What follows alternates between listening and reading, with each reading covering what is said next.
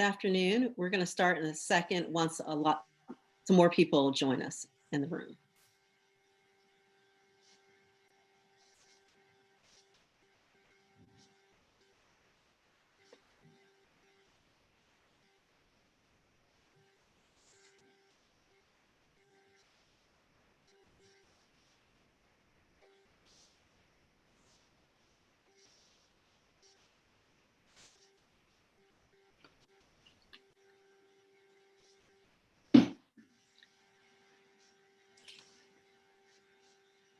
Good afternoon. My name is Rama Abdul Alim, and I'm the Vice Chair of the Religious Freedom Committee.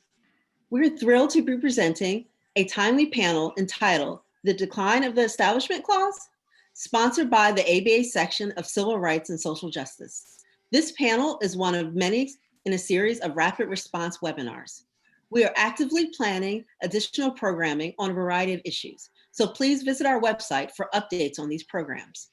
During today's program, we encourage you to ask questions of our panelists through the Q&A, not the chat function. If you do not see the controls, please ensure that your screen is not idle. We will address questions at the end of the panel. We will be sharing a recording of this program to everyone who has registered, so you can share it widely with your network. And with that, I'm excited to introduce our panelists for today. Thomas C. Berg, Professor of Law and Public Policy, University of St. Thomas School of Law. Stephen K. Green, Professor of Law, Willamette University College of Law, Director, Center for Religion, Law, and Democracy, Willamette University. Holly Holloman, General Counsel and Associate Executive Director of Baptist Joint Committee for Religious Liberty, and Asma Uddin, Senior Scholar and Faculty, Religious Freedom Center. Today we will be moderated by Mark Stern, Chief Legal Officer of the American Jewish Committee. I turn it over to you now, Mark. Hi, and welcome. I have a very distinguished panel. For some of us, it's an old home week. Many of us have been litigating these issues for decades now.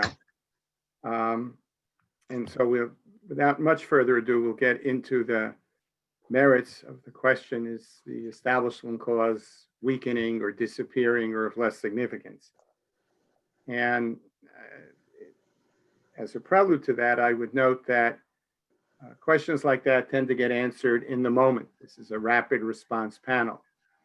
But if you are at an issue as long as I've been at it, I have a slightly different perspective. There have been absolutely astounding changes in society, let's say since World War II, as a result of Establishment Clause litigation. This is probably most noticeable in the public schools, where the trend seems to be largely irreversible. That is, from agencies of Protestant acculturation, the public schools are now very different, and that's in large measure because of the Establishment Clause, and that influence continues.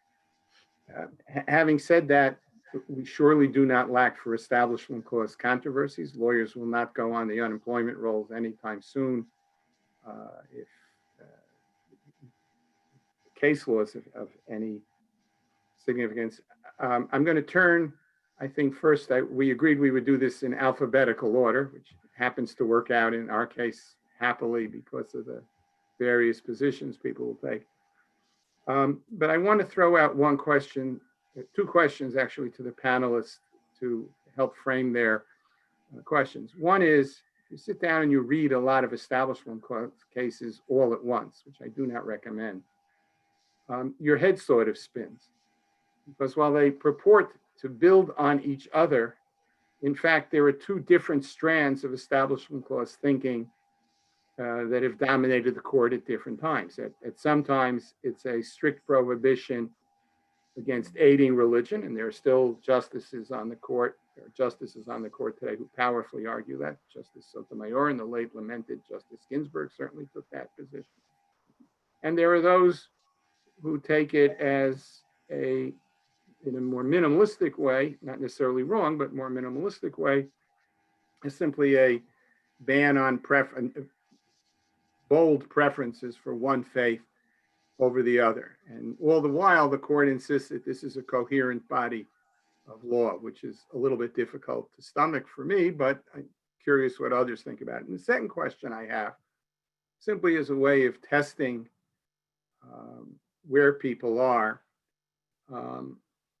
is the government recently, all of us remember, in order to stimulate the economy and keep people employed, created a loan program, a forgivable loan program, where any employer who promised not to lay people off for 8 weeks or 24 weeks would get a loan from the government, which would be forgiven if, in fact, nobody was laid off.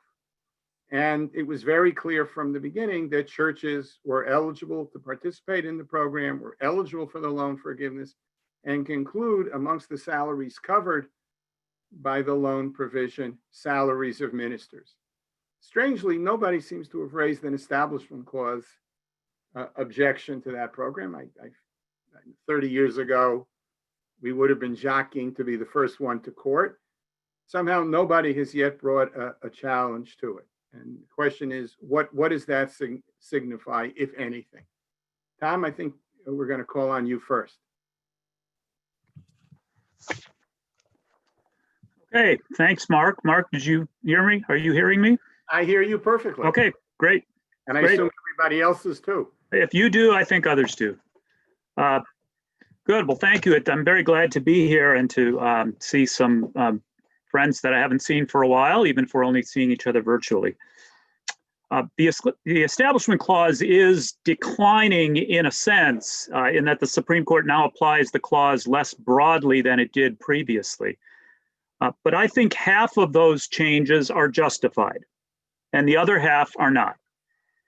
The two major areas of Establishment Clause cases are, first, government funding of religious entities and activities on the same terms as non-religious counterparts.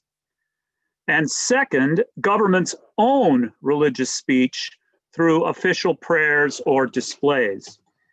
The court is allowing more of both of those. Indeed, it's requiring equal inclusion of religion in funding, most recently this June in the Espinoza case.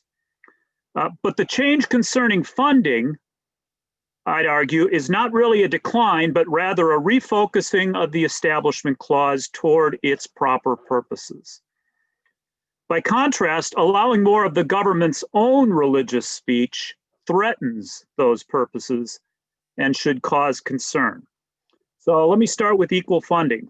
For 30 plus years, the court has been refocusing the religion clauses, first to permit the equal inclusion of religious schooling in programs of aid. That's Zellman, the 2002 voucher case, allowing school vouchers.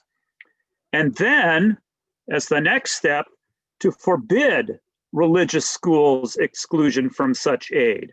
That is Espinoza this June, which invalidated a Montana rule that excluded religious schools from a program of tax credits otherwise available to people who donated to private schools.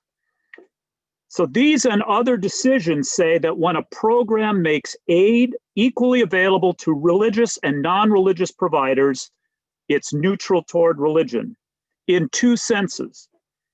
First, it makes no facial reference to religion. And second, it creates no financial incentive for families to choose a religious school over a non-religious one. That second sense also follows the principle of choice or volunteerism in religious matters. The aid benefits a religious entity only because individuals have made a genuine independent choice to use that entity. So as Doug Laycock and I have argued, these principles of neutrality and volunteerism are the most central to the religion clauses. Mark, I think this is actually a third view of the Establishment Clause between strict separation and accommodation that you laid out. The purpose of the two clauses together is to minimize the government's influence on religion, to leave each American free to exercise or reject religion in his or her own way, neither encouraged nor penalized by the government. Barring religious providers, as Montana's rule did, discriminates facially against religion, But more importantly, as a matter of substance, it powerfully pressures the choices of families, especially modest income families, who want to choose religious schooling by saying they can get aid only if they choose non-religious schooling. Given these violations of fundamental principles, the court properly says not only that the Establishment Clause doesn't require that exclusion, but also that the Free Exercise Clause presumptively forbids it. These two forms of neutrality, no facial religious categories, and second, no incentives or disincentives for choosing religion, are consistent in these cases. But if they diverge, the more fundamental form is neutral incentives, that is, religious volunteerism. The purpose of the religion clauses is to protect liberty in religious matters, not to avoid mentioning it ever in the law. The religion clauses themselves single out religion as a category that government should neither prohibit nor establish. They reflect a distinctive constitutional concern to preserve the autonomy of religious choices and commitments from government control. The difference between facial neutrality and substantively neutral incentives matters to another issue. That is government accommodation of religious practices that conflict with generally applicable laws.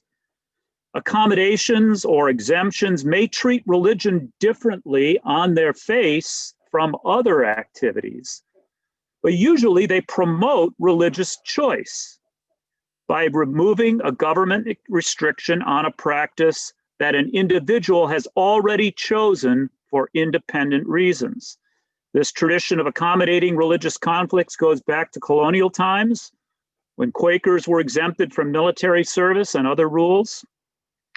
Exemptions are not an act of religious establishment. Instead, they almost always accommodate minority or unpopular faiths that are out of step with general norms. And the Establishment Clause shouldn't be used to block them, except in extreme cases. These other issues are coming before the court as well. Now, religious choice as the key value, I would say, has properly replaced the fairly stringent no-aid version of separationism that dominated in the 1960s and 70s. Allowing the use of benefits in religious settings, rather than pressuring choices by denying benefits, does a far better job of achieving the separation that matters, which is separating the religious choices and commitments of the American people from the coercive power of government. Now, the situation is different, though, with respect to government's own religious speech, such as officially sponsored prayers or displays.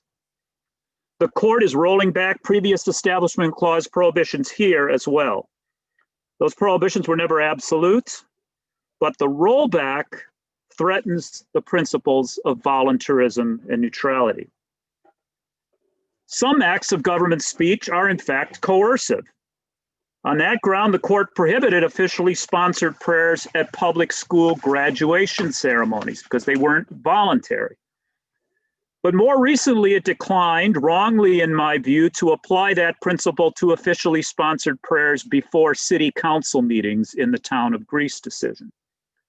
Citizens with zoning matters or other business before the council can reasonably fear that failing to stand at the prayer might later prejudice their case.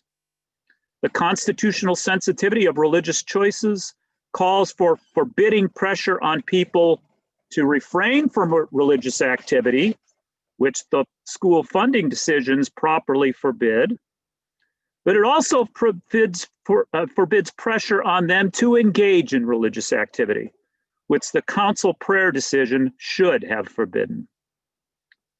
Non-coercive exercises or displays, 10 Commandments, cross, War Memorial Cross, should be subject to limits as well.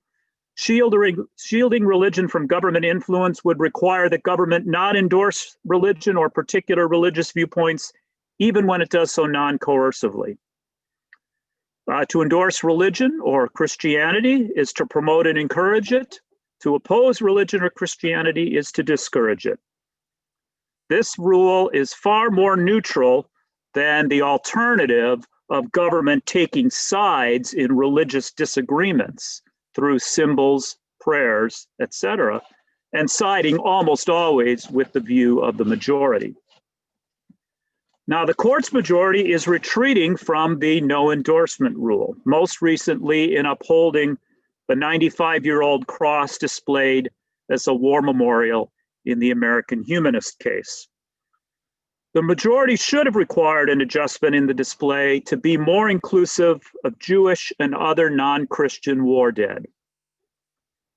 Looking on the bright side, though, at least the majority there in the American Humanist case relied on its view that long-standing symbols tend to develop secular purposes and meanings alongside their religious roots. The majority carefully refrained from suggesting that government could erect new displays that promote its favored religious view as against others. Those passages in the Cross opinion preserve important strains of government non-favoritism in religion, and that's a comfort. But those strains will disappear if the court goes much further in approving state-sponsored, typically majoritarian displays. Thanks. Steve? Okay, hope you can hear me. I appreciate the invitation to participate with this esteemed panel, many of whom I've known for 30 years, shows you how old we're getting. Let me talk about the same issues that Tom was just talking about. And I will say I agree with him on about half of what he said, primarily the second half, but I don't think that is anybody's surprise. Right? The principle of separation of church and state has been in decline for a long time. Some of us, old friend of a lot of ours, Professor Chip Lupu at George Washington University wrote a 1994 article called The Lingering Death of Separation. And that was even before we had the Zellman case that Tom was just mentioning and some major changes in the no-aid separationism. I actually have argued, though, in my most recent book that you can actually see a trend already happening in church-state separation in the no-aid principle, going back to actually the Great Society, where you, for the first time, had government starting to fund independent private social service entities, provide certain types of benefits for public education and then also private education. And ever since that time, the court was struggling with this concept of church-state separation, what it meant. It really wasn't until the 1990s that you started seeing the decline, at least in rhetoric, that was supportive of separation. But even before then, the trend was already, I think, underway. That said, it has certainly accelerated, I think, in these last few years, maybe last decade or two. And just to talk on the topics that Tom mentioned, first about aid to religion, and then also about religious expression, religious symbolism. Okay. One thing that I find troubling about the trend, and just make one more introductory point, is that we are seeing kind of a tribalization, I think, among not just scholars, but members of the court. And the tribalization is kind of occurring in a way of pushing the two religion clauses into positions of conflict. And I actually miss the days. I actually don't take that position that I think the two clauses are in conflict, and I know that most people on this panel don't either. But we had justices like Justice William Brennan, David Souter, who actually believed in a very healthy, strong interpretation of the Establishment Clause, including the no aid provisions. And then also, though, we're strong in the idea of separating free exercise of religion. I miss those justices because I think we just don't have someone who is really holding up that banner in the same way anymore in many places. Okay. But I think they are complementary. They're not in conflict. All right. Now, and I agree with Tom that under the Establishment Clause, you can allow for religious accommodations. It doesn't violate the Establishment Clause to accommodate religious needs of some individuals. Where we may diverge on that, though, is that sometimes that is not, sometimes it is, in a sense, a zero-sum game. That religious accommodations stop when we start transferring burdens to third parties, right? And so I think the Hobby Lobby case is wrong.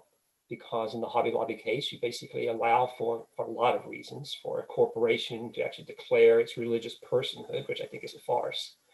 But beyond that is to allow the owners to basically transfer the burdens of contraceptive coverage to their employees. And that's problematic when it comes to religious accommodations. That's where many of these religious accommodations cases are occurring. But anyway, to no-age separationism. It actually has a very long pedigree that goes back into the founding era, right? It was one of the core values when we're thinking about disestablishment. It was actually the engine that caused disestablishment as anything didn't. Okay. But unfortunately, we've seen a shift, a more dramatic shift. I think it really started with the Mitchell versus Helms case in 2000, where Justice Thomas, in his plurality opinion, basically said, all you need is just to have a neutral program and needs to be distributed equally. After that, when the government washes its hands from any responsibility for how that funding is actually used, even if it actually is used for inherently religious activity. And I just think that stands the Establishment Clause on its head. I don't think that's necessarily what it was created for. And I'll talk in just a minute about how I'm clearly not an originalist, but I don't think that was also the understanding for most people during the founding period. And the Establishment Clause no-age provision really has kind of been turned on its head. In the most recent decisions, particularly with the Espinoza case this last term, but also with the Trinity Lutheran case, to turn this rule about the government not funding inherently religious activity for the reasons that, I mean, Tom made some of the points, right? It's for the protection of religion, it's for the integrity of the governmental institution, it's to prevent religious divisiveness, religious competition, etc. But now turning that principle into a principle of discrimination. That basically does set up the two clauses in conflict with each other in a way that I think is completely unnecessary and I think is harmful, right? To enforce the Establishment Clause does not have to mean you're discriminating against religion. Religion is distinctive. Sometimes it receives greater benefits than maybe other alternatives do. But sometimes there are instances where we just do not have the government in the process of advancing or funding religious activity. And I think the courts, where it's going, particularly, it mentioned this in the Trinity Lutheran case, and again in the Espinoza case, making a distinction about status versus use, that in essence that you cannot distinguish upon, when you're giving a benefit, upon someone's status, that a religious recipient should be entitled to be in the same level as a non-religious recipient. The only thing we're concerned about is religious use. Well, this is going to be one of the few times I actually agree with Justice Gorsuch, where he basically says that's a very elusive concept between the difference between status and use. And those lines are not very clear. And quite clearly, that is ahistorical, that the Establishment Clause was to prevent benefits going to religious institutions. So consequently, I think there's a little ahistoricism going on. So far as trends in religious expression in these cases, we've also seen a continual erosion in the last 15 years, right? 10 Commandments case, legislative prayer cases, other types of prayer cases, government prayer, crosses, whether it's in the Mojave Desert or it's a 32-foot cross in a public thoroughfare, right? And here I agree with Tom, but I want to talk about something a little bit different. I want to talk more about the jurisprudential approach. And I'm very troubled by this as a historian, the court's movement to really embrace what it calls basically a historical approach to resolving these cases, right? And Justice Kennedy said this in the Greece case. He said the Establishment Clause must be interpreted by reference to historical practices and understandings. As a result, it's not necessary to define the precise boundary of the Establishment Clause where history shows specific practice is permitted. Okay. This has become our new jurisprudence, the jurisprudence we've been using now for, again, the religious displays. Okay. This has a lot of problems with it. And if you step back and think about how problematic this approach is, it basically suggests that we can identify what that applicable history is, that we know all of the appropriate records and that we have them at our disposal. And it basically ignores that maybe other historical information that we just do not have, right? But somehow we're making that determinative, right?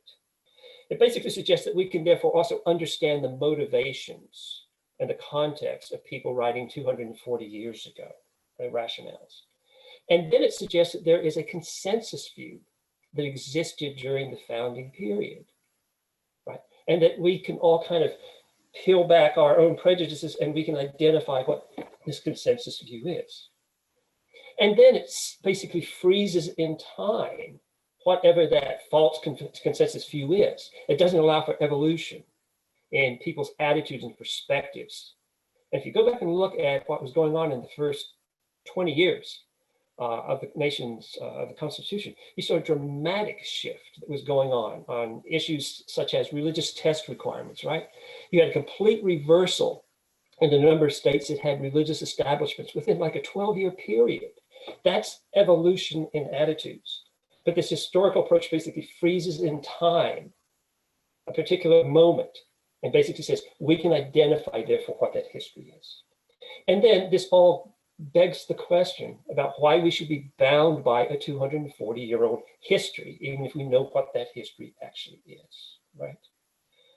That in essence, back at the founding period, 97% of people who were religiously affiliated were out of the Protestant heritage. Today, less than 50% of Americans identify themselves as Protestants. And so should we basically grandfather religious displays, crosses, etc., that basically represent the prevailing majority view 100 years ago to the exclusion of others, right?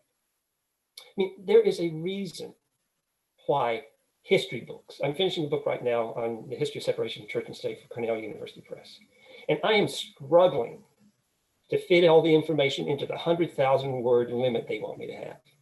There is a real reason why history books are longer than Supreme Court opinions, Supreme Court briefs.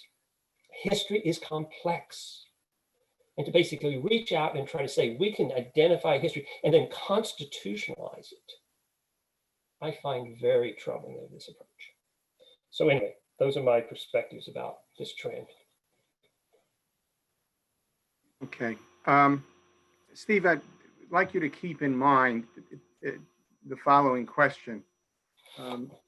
At the beginning of your remarks, you talked about the history of the First Amendment pointing to a no aid reading. And yet, at the end of your remarks, you question the value of history for interpreting the amendment. I'm having trouble squaring those two observations. Yeah. Justice Brennan, in one of his concurring opinions, I think it was in the Shemp case, he talks a lot about the way you actually can use history and use history for broad principles. You have history to use for possible trends that are going on. What I have problems with history is when the court does history by analogy, right? So we're going to graft from George Washington's farewell address, or the fact that he instituted a couple of prayers of thanksgiving during his administration.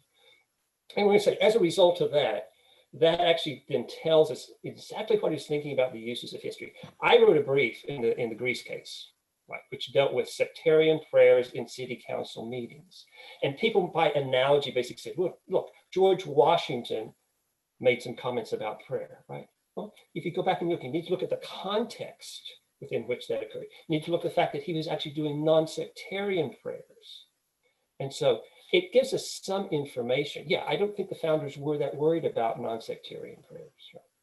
But what I'm concerned about is when we go back and kind of cherry pick, and then we use that as a way by analogy, right? Okay, there were no permanent crosses by the government back at the time of the founding. And so Justice Alito has to go and basically say, by analogy, we think this may occur. That's what I find problematic. Whereas there is a strong, there was a, if I can use the word consensus, that aid to religion was the engine for disestablishment.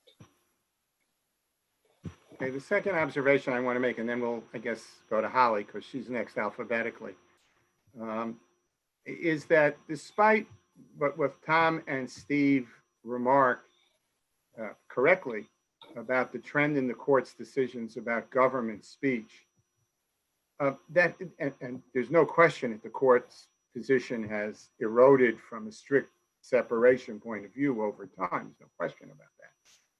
what I find interesting is that I don't see in society at large a parallel movement. That is to say, while the court may be signaling a greater tolerance for religious symbols, I haven't seen any signs of a wave of new symbols. What we're basically litigating, the Maryland cross, you spoke of the Maryland cross case, it's a 100-year-old cross, I think, when the court took it. And I wonder if these are not victories at the rhetorical level, but there's no social impetus behind them. I'm reminded, I can only remember things that happened a long time ago and not what happened yesterday. It was a case out of Sioux Falls, South Dakota, involving Christmas practices in the schools. And the Court of Appeals, Sioux Falls School District, the Court of Appeals held that particular set of practices were constitutional, and you could observe Christmas as a religious holiday in certain ways in the schools. And I remember my colleagues and I thinking the world had ended. And it turned out that social trends were very different, because what we thought was a defeat, every school board attorney in the United States read as, this is the most you can get away with. Bring your practices into line with this.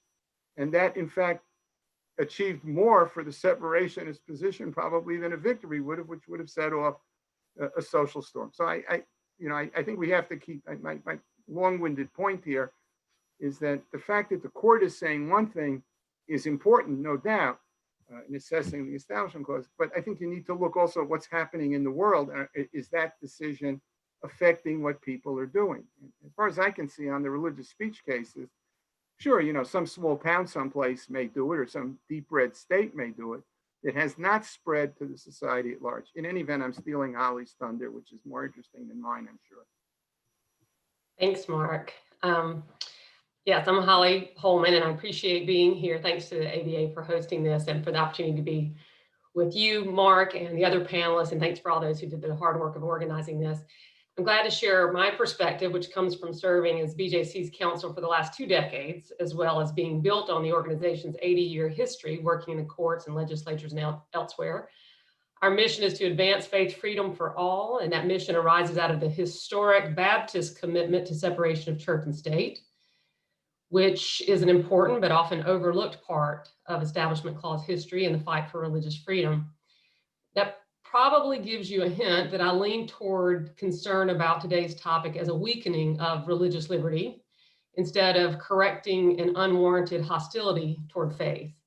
I think there's been a significant loss of understanding about the historical role of Establishment Clause, even without getting too precisely in the ins and outs, as Professor Green was talking about, in that we've lost an understanding of the Establishment Clause as important to our overall religious liberty tradition, one that is still envied across the world for the fullness of religious liberty, our diversity of religion, and our lack of religious discord.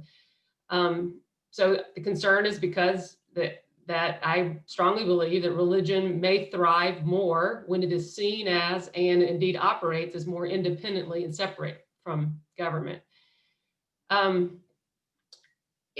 I have to view the Establishment Clause in the larger context of religious liberty. It's paired with the Free Exercise Clause. The broadest context of our constitutional framework starts with recognizing that religion is protected in a distinct way. Religious liberty is protected in a distinct way, with Article 6 preventing any religious test for office, and then the First Amendment's no establishment free exercise clauses. And this tradition has long been recognized as important together in providing religious freedom, as well as this concept of having some play in the joint, some permissive room for accommodating religion, that we can talk about how that's been eroded, as well as any room for states to act. And we do often talk about, I talk about religious liberty and the religion clauses together as creating a separation of church and state, but I can recognize that many people think of the Establishment Clause as being a separation clause. And with that, I think we see a fair amount of misunderstanding that it somehow is hostile to religion. And so, Mark, on your point about where society's going and where the court's going, I often see the court trying to avoid this idea that the clauses are hostile to religion more than reflecting, and it's a little bit behind the times, more than reflecting a societal concern that people really want to promote religion. I appreciate Professor Green, especially talking about the role of history. I think that, of course, while history is complex and there are parts that are disputed, and I love learning from the historians about that, I do think that there is typically just wide agreement, as Professor Green says, that on something that should not be lost, and that is that no establishment had to do with avoiding financial entanglements between government and religion. And it seems like that general point could lead you in a particular direction. You know, as the court has long said, for those that wrote the religion clauses, the establishment of religion, you know, dealt with sponsorship, financial support, and active involvement. And so if you think about that being the purpose of the establishment clause, then I think we lose a great deal by diminishing that. That has been the crux of BJC advocacy in these recent cases.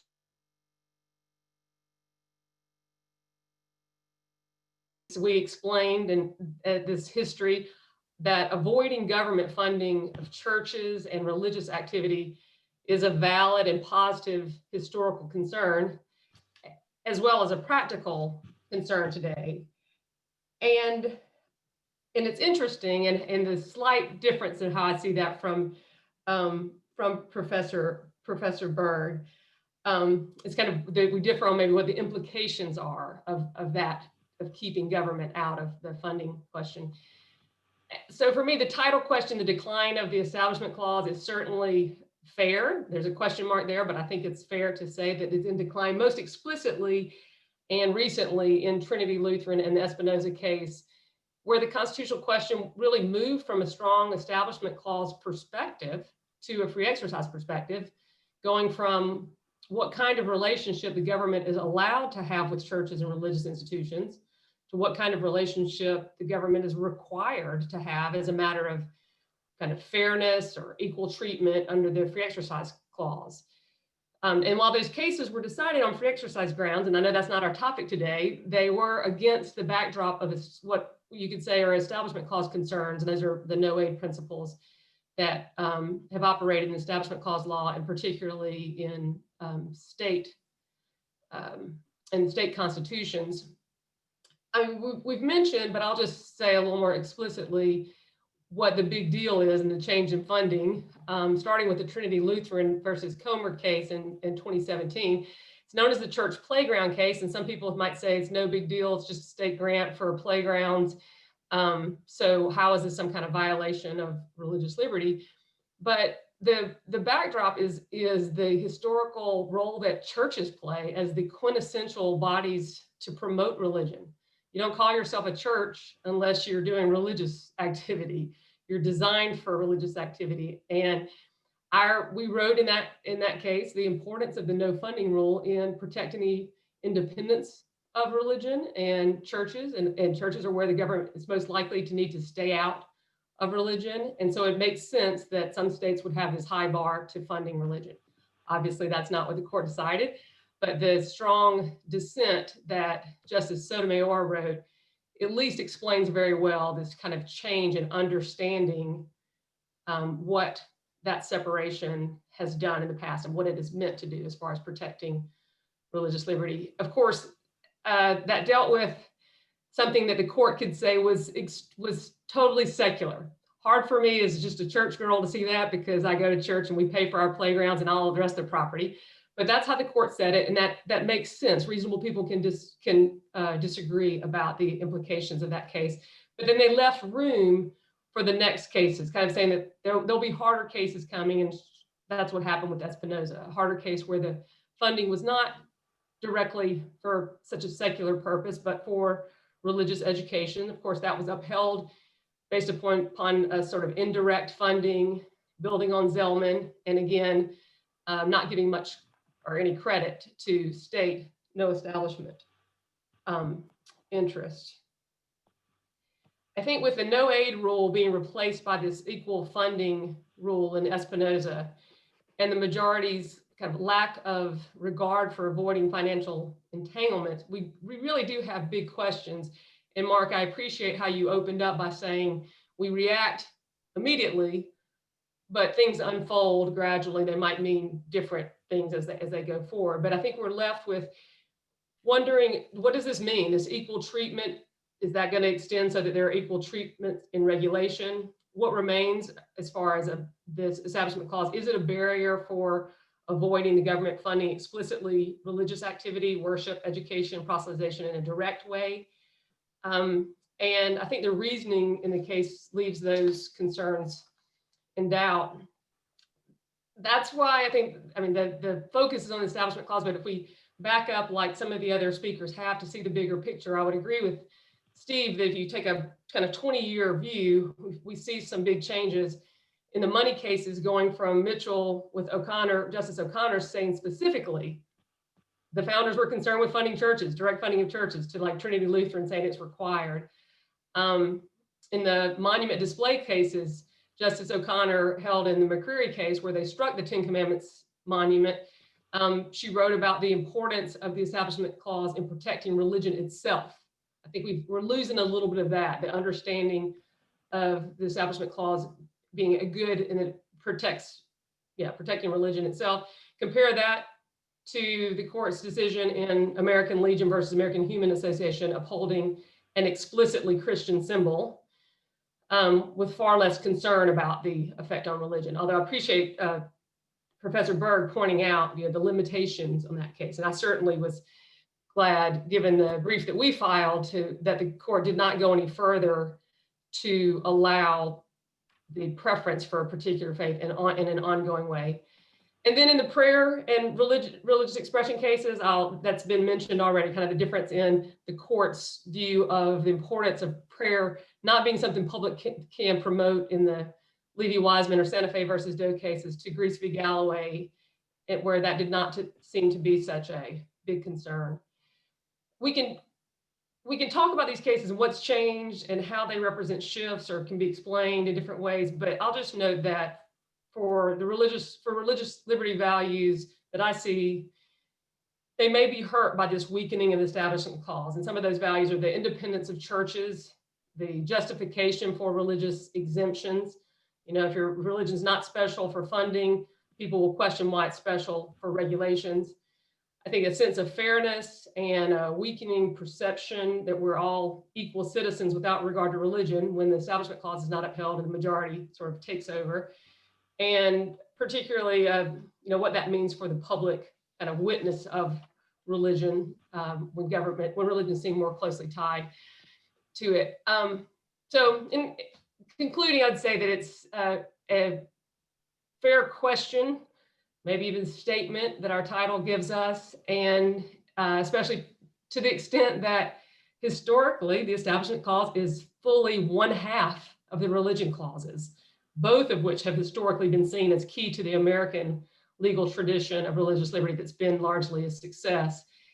And if we recognize that the Establishment Clause is intended to keep government out of the business of religion itself, separating the institutions of religion and government so that government's not involved in explicitly advancing religion, a weakened Establishment Clause seems very likely to make for a weakening of religious freedom. So before I get to you, just a general observation, not referring to anybody or anybody's organization specifically, but when I was introduced to this field by my mentor, Leo Pfeffer, Leo was excoriated for his stringent views of the Establishment Clause, but Leo was equally astringent about the Free Exercise Clause. And what I've noticed in recent years is something very different, which is that people line up, or organizations line up, strong on free exercise. Churches should have a very free hand to shape their programs without government interference, and very weak on non-establishment, or vice versa.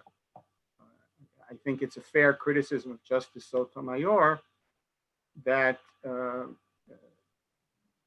her emphasis on separation of church and state comes at the expense of religious liberty. It's hard to see the bargain for religion where the free exercise clause gets you nothing if it in any way affects a third person, but you're told that to protect the autonomy of the churches, you shouldn't take money. Conversely, the opposite is true. If you want the freedom to make religious choices in your operation, it's hard to see that you should be taking money from all taxpayers.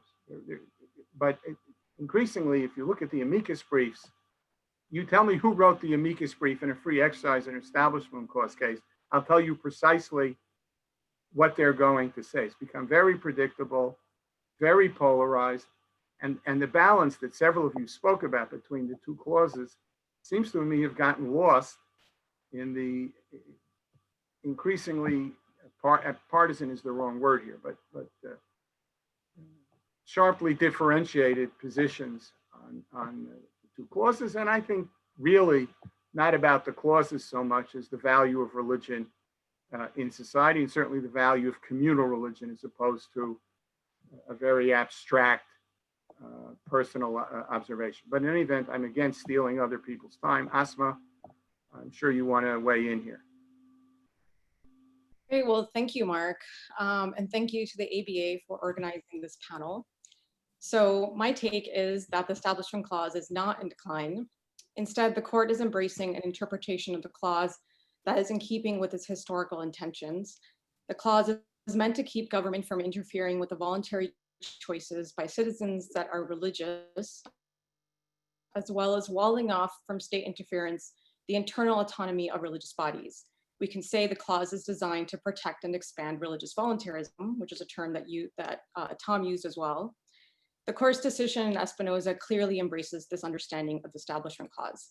This return to the clause's historical meaning is also seen explicitly in the way that the court invokes history. The American Legion decision, for example, saw several justices supporting the idea that historical events and understandings should be an important guide in deciding establishment cases.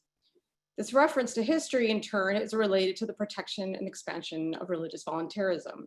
Because the historical test is objective, it prevents the type of overreach that subjective approaches like the Lemon and endorsement tests have resulted in.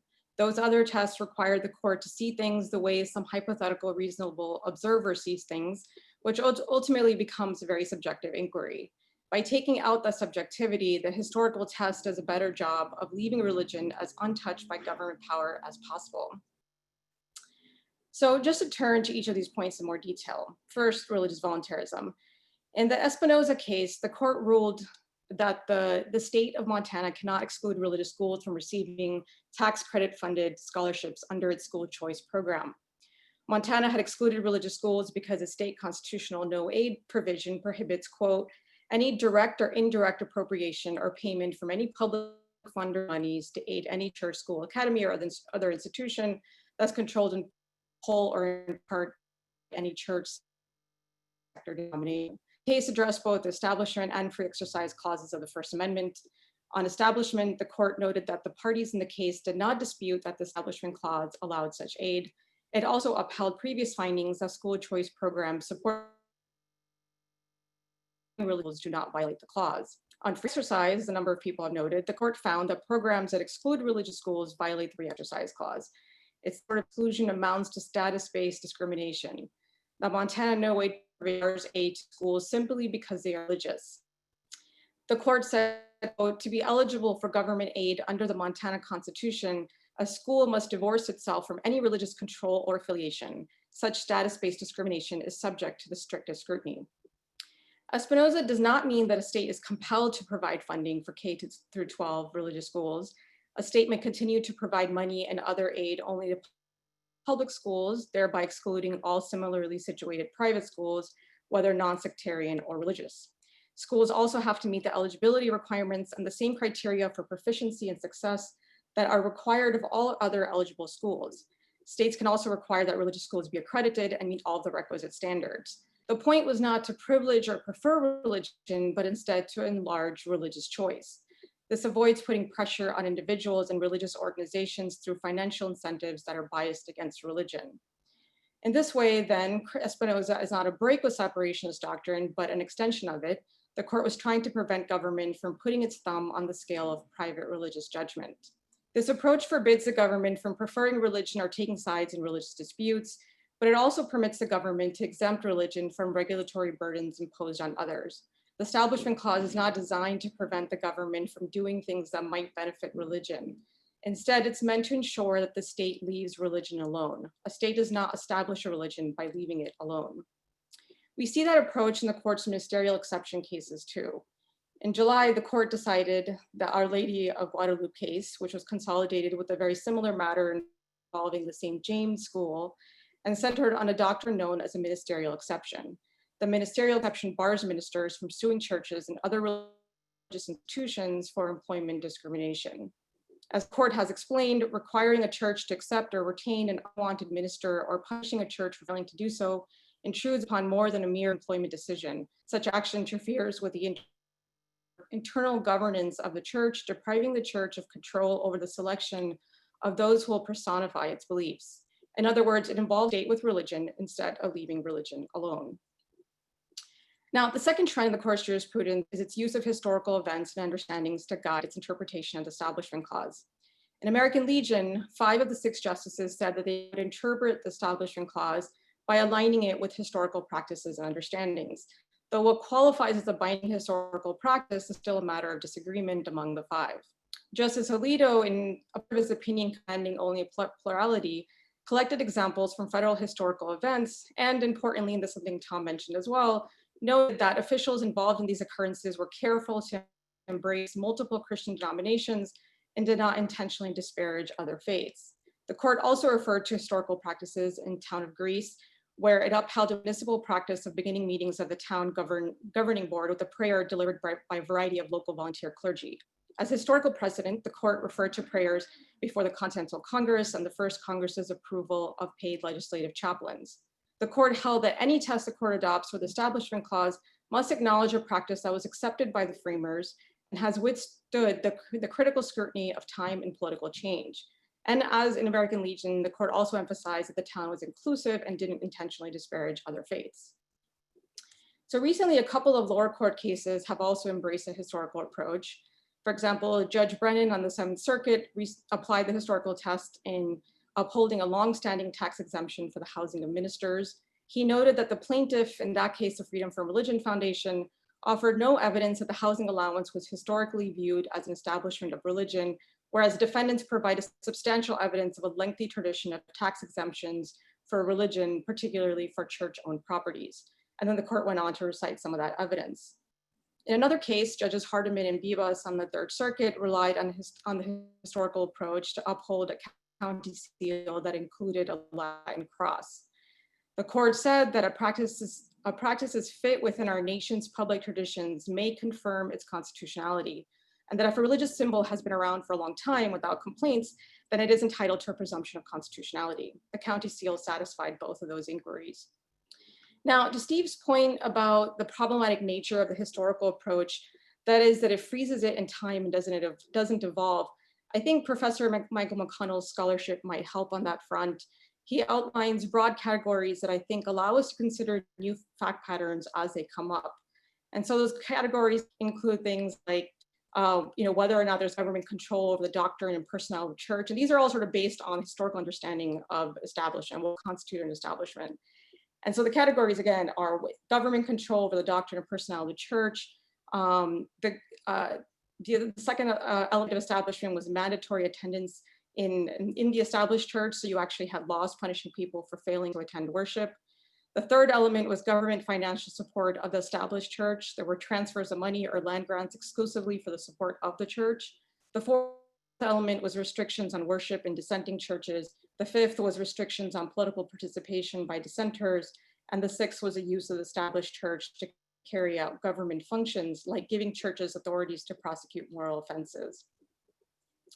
So to recap, we see in the court's recent establishment cases an interpretation that both protects and expands religious volunteerism and also looks to historical events and understandings as a guide. Both are designed to help the state leave religion alone as much as possible. And finally, just to comment on the question that Mark posed at the very beginning of our discussion when he was noting that with the PPP loans, which can be converted into grants, he noted that no one so far has brought an establishment challenge to them. He kind of wondered why. And I think, Richard Fulton wrote a piece for the Religious Freedom Center in which he said that there's just understanding that we're going through something really big right now and that we're all in this together. And then in many ways that funding is a form of social solidarity and social insurance. And so a number of panelists have mentioned sort of tribalization of religious freedom and the way that's being reflected in the jurisprudence and in the different advocacy groups. And I think, and I hope, I think the lack of challenge there to the PPP funding kind of shows, at least in this case, just one ability for us to kind of rise above that tribalism and just sort of see all of us as being in it together. Thank you. Thanks. So let me ask another question of all of our panelists. There's almost no question, given the sociological data, that I don't know what they're called anymore, let's say the 20 to 40 age group, have very different views about religion. Far less church attendance, far less adherence to a particular church. You look in the wedding columns, you'll see fewer and fewer weddings performed by members of clergy, performed by people who are authorized for the moment. So there are many indications the next generation is going to be significantly less religious in a formal sense, at any rate, than the current, certainly my generation and the generation before me. What does that mean for the court in terms of doctrine? Should the court be paying attention to that? Is there a discord between what the court is saying and what many people want? And how does that figure into constitutional decision making, if at all? Well, I can jump in. There's an old adage, of course, that the court follows trends. It doesn't create trends. And we can see that in many, many areas, right? The school prayer decisions in 62 and 63, when it struck school prayer. In Bible reading, most people don't realize that a survey less than 10 years before indicated less than 40% of school districts were actually engaged in any kind of religious. So as much as those cases were seen as highly controversial, they actually were following what the trend was. And so that's just one example of what you're saying, Mark. I think you're right. For a lot of people, a lot of these cases, they think it just doesn't matter, right? What these controversies, especially younger generation. But still, that doesn't mean that we should not be concerned about the trends in the jurisprudence, because I think what's going on is a kind of trying to cement or lock down a certain type of privileging that has gone on for a long time. And people are concerned. White Protestants are concerned about losing their dominant status within this nation. And so consequently, I think that's what we're seeing reflected in some of these opinions and some of these decisions, is to kind of reaffirm this fear of kind of losing this status that has existed for a long time. And then therefore will perpetuate, I think, senses of that some people and some groups are still more others. They're not the accepted group. They're still part of the other class. And so consequently, I find that troubling. Can I probe that for a minute, Steve? I'm not sure I understood your last comment exactly. Are you saying that the problem is that the no longer majority, the no longer dominant group will be misled into thinking they're still dominant? Or are you suggesting that that people who are not part of that former majority will feel rejected because of these decisions? Not quite the same thing. It's certainly reinforcing those views and the sense of, I mean, I find it hard to believe, and I've done this for a long time, when you see the arguments by major Protestant groups that somehow they are now the dispossessed. They are now somehow the mistreated groups and individuals. Why? Because they were in a dominant position for 200 and some years within this nation. And now all of a sudden we're kind of rearranging, maybe societally, the way that this dominant Protestant ethos doesn't have control or sway anymore. So they're feeling like they're being mistreated somehow. And so for the court to kind of perpetuate that, I think is somewhat troubling, somewhat. Are you talking about the symbols cases, the prayers cases? Yeah, or the, I mean, what about when you grandfather the dominant religious tradition and say everybody else, I'm sorry, You just were not there in line. You didn't have the opportunity to do that, right? I think that is going to create, once again, this sense that you are still kind of the privileged religious tradition. But the other part of it, though, and this is why I miss someone like Justice O'Connor on the court, right? I mean, I think Tom was mentioning, right, maybe the decline of the endorsement test. But what was key with the endorsement test that she fashioned was we don't want to create situations where people feel like they are religious insiders and religious outsiders. And so therefore, people who feel like they're not getting the same type of respect, that they will then basically feel like, I no longer have a stake in this enterprise. And so that's concern I see what's going on with some of the more recent cases. Tom, you want to respond to that? Well, I think those are valid points to raise about the symbols cases, the official government speech where government takes a position and is going to be a majoritarian position, especially when it's kind of grandfathered from the past. So that's why I'm concerned about those cases. But I don't think this maps onto the funding cases at all. The strict separationist position on funding doesn't take much account of the situation of the family that wants to choose religious schooling for its children, but they can't afford it. And they are, the pressure is on them to go to public schools because that's what's available, or a secular private school if money is made available to that. Now, whether that's a group that we call a large section of the population like Catholics, or whether it's a small group like Orthodox Jewish day schools, I don't see that as the dominant majority.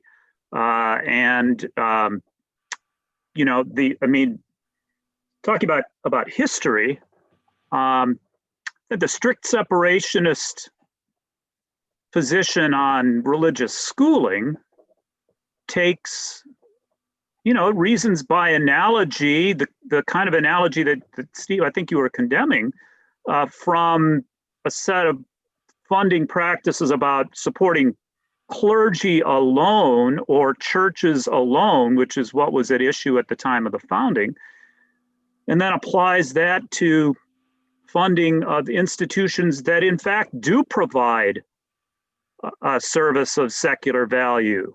As Asma said, schools that meet the accreditation requirements, and then denies funding even for that secular value that they provide because they also mix in some religion with it. If we were talking about the integrity of those schools, and whether taking money, actually hurts them, well, we should leave that up to the school to decide whether facing the financial disincentive is worse or better than, perhaps having a little more control that comes with the funds. So I don't think most of what I've heard about the dangers of establishment apply to me pretty well in the symbols cases, but I don't think they map onto the funding cases very well at all. I think I would have to disagree, and at least somewhat from what I read and follow, that Mark, your observation about becoming more of a secular society. I mean, religious schools many of them are hurting financially, and many of them are turning to efforts for government funding to save them, having been able to rely on their religious communities to begin and to fund them in the past. And so, and I say that because you hear the concerns about, will they still be able to be operated the way they do to promote religion in the way they do, and some willingness to worry about that another day in order to take the funding. I think it's hard to deny that there are shifts in society and in religion in general, and sociologists and other religion experts could probably add a lot to this panel on how society is changing with regard to religion. But I think it's hard to deny that that has not created a greater desire for some religious institutions to want less separation, more equal funding, even risking that it will change them and change the way they are seen as a distinctive value for. If you'll let me to ask a question before I turn to you. Take the Little Sisters of the Poor case. As far as I know, they took no government money. The argument that by turning down money, you preserved your autonomy didn't have much bite in that case. And it hasn't had much bite in privately funded adoption agency cases where people, Boston Archdiocese lost its license to facilitate adoptions because it wouldn't place people, it wouldn't place children with same-sex couples. So to me, that's where the action in the Establishment Clause today is neither in funding nor in religious symbols, because I think those are mostly grandfathered. As I said, I don't see new ones, but in limits on accommodation. And I don't see any evidence that having turned down money and being privately funded is resulting in greater willingness to tolerate religions going their own way in regard to, let's say, contraception. You may be right. You may be right in that increased demands and infringement on, or increased societal demands that affect religion and other institutions. But it is definitely the case that with the government money, there'll be more demands for accountability, and that there's, you can see that different ways, but there's a certain fairness to that with tax funds, tax support, we should care. We should care about what goes along with that. What kind of accountability? I don't want to leave you out here. Sure. I mean, so your point starting off this discussion was about the rise of the nuns, and then you also made this point about the Little Sisters of the Poor and how they've kind of felt they see themselves as this minority group, right? Kind of raised the question of how the shifts in the jurisprudence affect majority versus minority. And I think what you're also getting at, and then Steve's kind of getting at this by saying, well, there's this sort of a last-ditch attempt to sort of protect the dominant role of the Christian majority. But the reality is that the stats are absolutely showing, both in terms of numbers and in terms of culture, that, you know, we're essentially, you know, at the end of white Christian, it's the end of white Christian America type phenomenon, right? Like there is, you know, white Protestants are now a minority in this country. And so the country is changing. I mean, it's fast browning and it's fast diversifying on the religious front as well. And so when I look at some of these rulings and I see the type of the tests that they're sort of putting forward, right, by relying on history and other objective criteria in an attempt to sort of protect the religious volunteerism and the integrity of religion more broadly, I see that as an opening for minorities who are becoming increasingly aware, you know, in higher numbers, to be able to then to their own monuments and sort of place their own monuments and carve out a space for themselves in American society, right? And that is the future of America. And so to the extent that we kind of create this sort of like broad welcoming of religion, again, it might be being used at this point as sort of, again, an effort to protect the dominance, but the reality of the country is that's ultimately going to serve the interest of a broad range of religious minorities, current religious minorities. Oh, Let me just, I'm sorry, Steve, by all means. yeah, I want to kind of respond to what Tom said, but also just to this kind of discussion. While I accept the fact the Establishment Clause is to protect, one of the purposes may be to protect religious volunteerism, I do not accept that that is the primary purpose or the only purpose for that. And there are other values that the Establishment Clause protects. So I just want to make sure that we're not necessarily all agreeing that that is going to be the main reason for this, okay?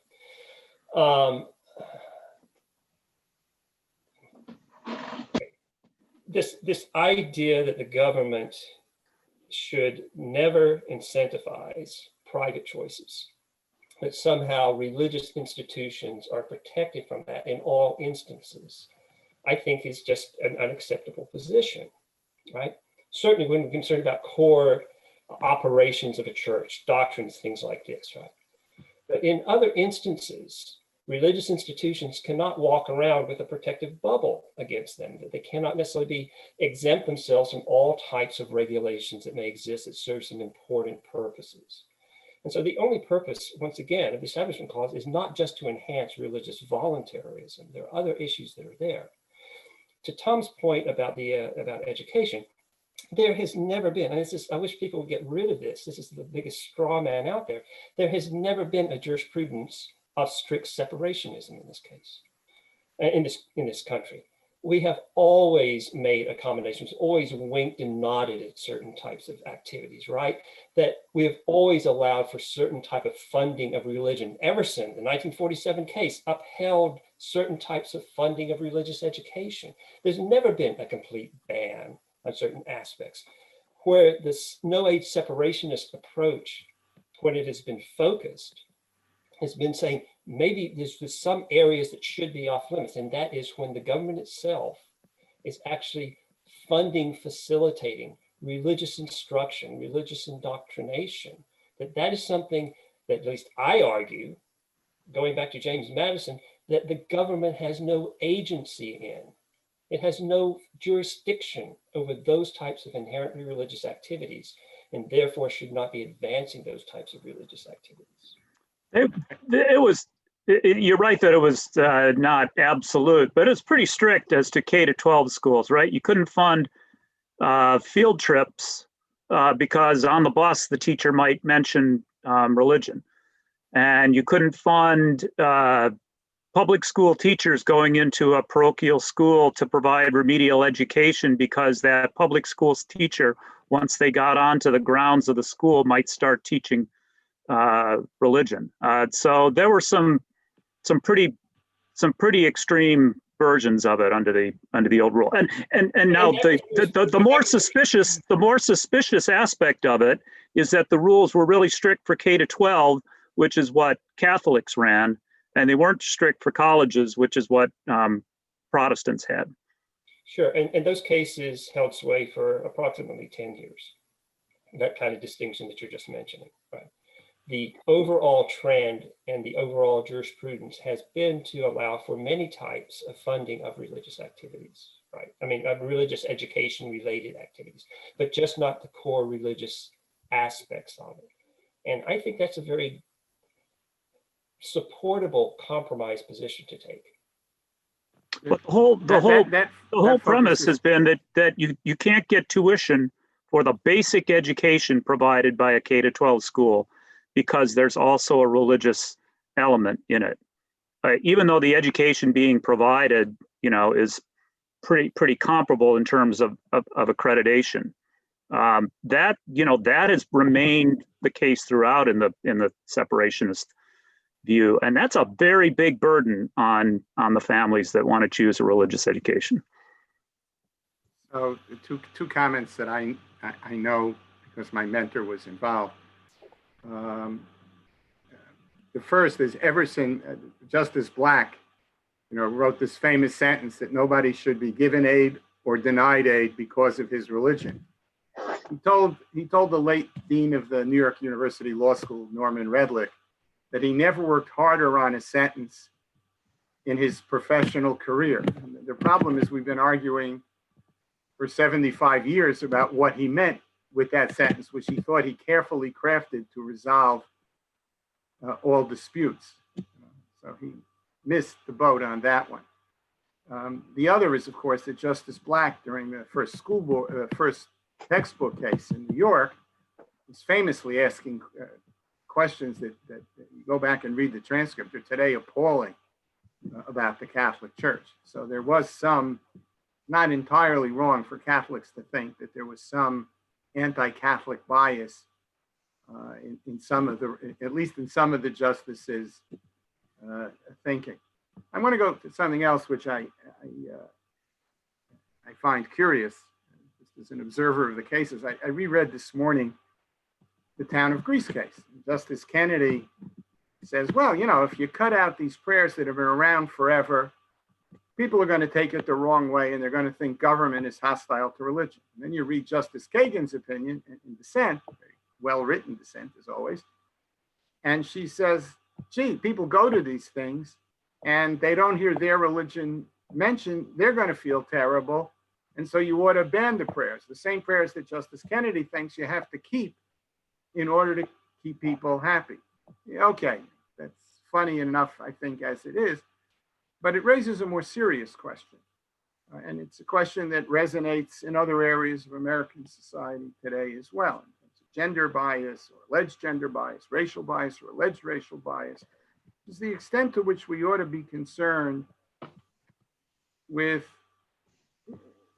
I would say, unintentional slights. Let us assume that we are not talking about people who deliberately adopt a policy of only Christian or only Jewish or only atheists or only Wiccan prayers in order to embarrass somebody else, but doing their own thing, and somebody else takes umbrage. What weight ought that to have in establishment clause jurisprudence? Is it possible to conceive of anything in this area that will not give umbrage to somebody? And if that's the case, is this a useful tool either for the majority in Greece or for the dissent in Greece on which to build case law? Apparently, this was not a good question. Okay, we'll move on to something else. New York City. I remember the case very well, Mark, and how hard it is to read, and how clear it is that the majority and the dissent have such different. It impacts them so differently, and I think you were kind of getting to that. But that minority perspective that Justice Kagan articulated, comes across, and I think also the majority opinions, kind of majority religion perspective, comes across. I know that both parts agreed that one establishment clause value they're united on, and that is that we are equal citizens under the law without regard to religion. But when you apply that in this case, it's easy to see how you had such different views of what that means. So I think that's a painful case. I would prefer and that you would always have a moment of silence. If there's a need for a big religion fair so that everyone in the community understands each other's religion and you have some prayer practice together, do it outside the government forum so that you avoid these problems. Okay, so now let me come back to another. Oh, I'm sorry, Asma, I'm sorry, I didn't see. Yeah, no, I mean, I think, the court, when it was referring to sort of historical events, understanding and upholding both the Cross and American Legion and the prayers in town of Greece, did make it a point that the historical practices that they were referring to were sort of done in sort of with the spirit of inclusiveness and without intentional disparagement of other faiths. And so that point about sort of unintentional slight versus intentional disparagement, I mean, to some extent that is playing a role in the extent to which the court's willing to look at various events, historical events and understandings.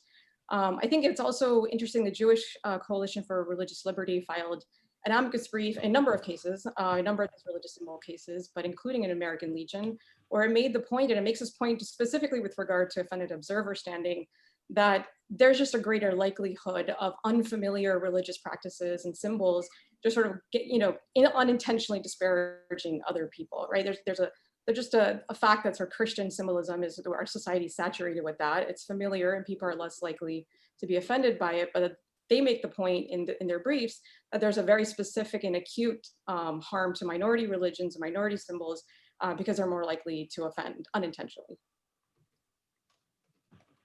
Let me come back to a hypothetical it's actually a real question that I dealt with some years ago.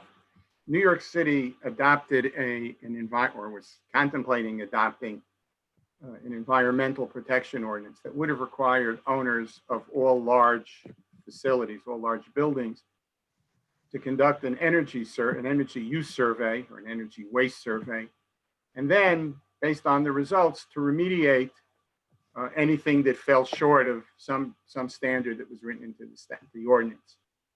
And the ordinance offered, or while it was on discussion, the assumption was that the city would offer financial help to not-for-profits to meet these very considerable costs. I mean, if you think of what it would cost to study St. Patrick's Cathedral, for example, one of the largest indoor spaces in the city, and then remediate it to current environmental standards, they're very substantial.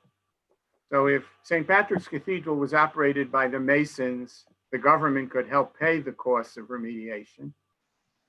And now the question is, if you take the view that you can never offer money to a church to fix up its physical facility, would that mean that the church would have to pick up all these expenses, and their competitors in the not-for-profit, in the secular world, would get government assistance? Is that, Steve and Holly, is that where that leaves us? Is that where the Establishment Clause leaves us? And clearly, this is not a hidden subsidy for religion, right? They're really concerned about energy loss through windows and stuff. Yeah. The solace I take from the Trinity Lutheran case, let me back up. I think the court could have approached its opinion in Trinity Lutheran a little bit more honestly, right? And they wouldn't be judges if they did that. No, they wouldn't, because the court starts out basically saying all parties agree there's no Establishment Clause problem here. Then moves on. Okay. Well, one, it was litigated primarily under the state constitution, so I mean that was kind of a smoke and mirrors by saying that. Okay. But just said, yeah, there is an Establishment Clause issue here, right? And let's see what we can do with it. Let's see if we can parse it. And one of the things that Chief Justice Roberts does, I mean, whether it's in his footnote or whatever, he doesn't use that language because the language was criticized by Justice Thomas back in the Mitchell case. But in essence, there's an issue in there about divertibility, right? Now, maybe there is a chance that you could have some type of religious activity ceremony that takes place out on the playground, right? But generally speaking, by giving a specific grant for a specific rehabilitation purpose, right? That's going to have a really hard time being diverted for inherently religious activities. Now, I realize those lines are not always clear, right? To me, that is a lot different from giving tuition dollars for children to go to a private religious school where there's going to be this intermixing of religious tenets in various aspects of the school day, right? And so, yeah, I think you can do some discrete funding for a legitimate secular public policy purpose where the funds cannot be diverted for religious activity. But I think the court discarded that just too readily in the Mitchell versus Helms case, saying, no, we've never, that's just a false distinction, which I think is an important distinction. I agree with Steve, and I think it's worse than that in that it's insulting to religion. And I say that knowing that, yes, who am I to say a church can't make that decision? But typically churches and private parochial schools exist for a purpose to promote religion. And we talk about religion being distinct. And that's what justifies its distinctive treatment in the First Amendment. And so I like how Steve said he at least should recognize the problem in the beginning, at least recognize with some honesty that there is a historic constitutional interest in avoiding having government funding essential religious activity like churches. Yeah, to pick up on that, I think there is a certain almost insincerity to say, okay, we need to be able to hire our own teachers in these religious schools. Why?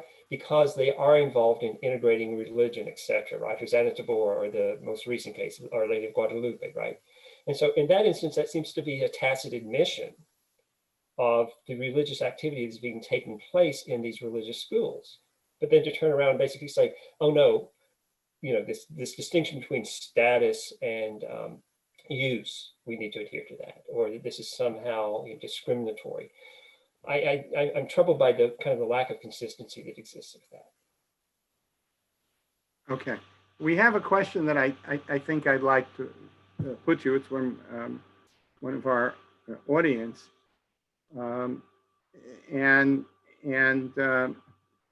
he asks, well, okay, I understand all the talk about protecting religion from government, but what about the other way around, where, for instance, you have in God we trust in the bill or on the dollar bill, and under God in the Pledge of Allegiance, and he understands from what he's read that that occasionally children are physically attacked by their peers for refusing to say include under God in the pledge. Now, I think we all understand the schools have an obligation to prevent that from happening. The court made it clear 80 years ago that nobody could be forced to recite the pledge. But the question is, of course, in practical terms, that's all very nice. but it's not the reality of kids' lives. And should the court have read the Establishment Clause in various cases to ban both under God and in the pledge and on the currency? Tom, maybe you want to take that. Only if you unmute yourself. Well,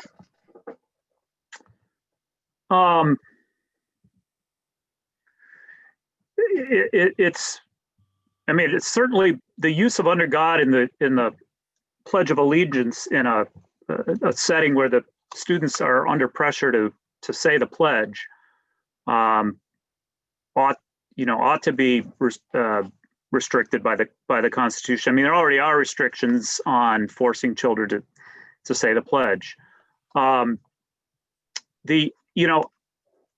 Outside of those contexts, I think some of the sort of the finer points of this get a little bit harder to micromanage. What about, if we're not talking about the pledge as said in a coercive setting, what distinguishes the pledge, say, from referring to under God, from, say, the Declaration of Independence, which says that our rights come from the Creator, which is also a religious statement. I mean, it's not God, but it's the Creator. Deism is a kind of religious position too. And so, there is a category of statements that involve the relationship between religion and political rights and liberties and freedoms that is just something we can't really take out of our national documents. Madison's Memorial and Remonstrance, the greatest document in our history in stating the principles of religious freedom, begins by saying that duties to the Creator are precedent in time and order of obligation to the claims of civil society. So I don't know that it would be an advance even in religious liberty to take out all of those elements. Certainly in any case where they're creating a coercive or a favoring one narrow religious position over another, you shouldn't have them. Anybody? No? I just want to echo that. A number of these things have been litigated, and the court has upheld these various words like under God and the pledge, again, outside of the coercive context, as Tom mentioned, because they've sort of taken on, they're sort of have a secular value. For example, in the pledge, it refers to the fact that we get our rights not from the government, but from a source beyond the government. And so just on that sort of the doctrine, the part of the doctrine, which is like, well, there's these different meanings, they might seem, sort of religious, but they actually carry some other sort of secular interpretation or meaning. I think just more broadly in response to the question, I think, so far the conversation has very much been about protecting religion from government, but you're right in saying that it has to go the other way as well. And so to that end, I think there is agreement across even the very different panelists here that there are certain things that the Establishment Clause does prevent. Again, the sort of 6 categories that I laid out in terms of what Michael McConnell says constitute an establishment at the founding. And quite simply the idea of government sort of preferring religion or preferring one particular religion over another, sort of forcing people to accommodate other people's religious beliefs, having statutes that give people no choice, giving employers no choice, for example. So there is this sort of categorical sort of prohibition on government preference that I think all of us agree the Establishment Clause works to prevent. Okay, how much time have we got left? I've lost track. 1 minute. 1 minute, perfectly done. Okay. Well, I hope we've left you as confused as anybody else who's read all the opinions that the court has turned out over period since basically World War II. There are lots of good books around. Stephen and Tom have written some of them. There are many others. And they might lend some coherence to what is otherwise a less than idyllic, platonic vision of what the Establishment Clause writes, because as you can see, there are different strands and different emphases, and it's not so easy to summarize in an hour and a half. Anyway, thank you all for attending, and thank you for your questions. I'm sorry we didn't get to all of them. Thank you all. Thank you. For Read Asma's and Holly's work too. Oh, okay. Thank you for joining us for this free webinar. We also like to express our gratitude for this esteemed group of panelists. You're all doing such critical work, and we thank you for taking the time out of your busy schedules. We encourage all attendees to register for part 2, the revival of the free exercise clause. This panel will address whether and how the Supreme Court may move to an earlier vision of the free exercise clause jurisprudence and the implications of such change in the law for religious freedom and for other state interests, including the civil rights of LGBTQ people. The registration link is located in the chat box. The section of Civil Rights and Social Justice provides free webinars and resources for legal professionals and advocates nationwide. We hope this helps your work. Please consider joining and become active in the ABA. You may do so on our website. You can find information on other free programs on our website as well. Best of luck in your work and stay safe, everyone. Goodbye.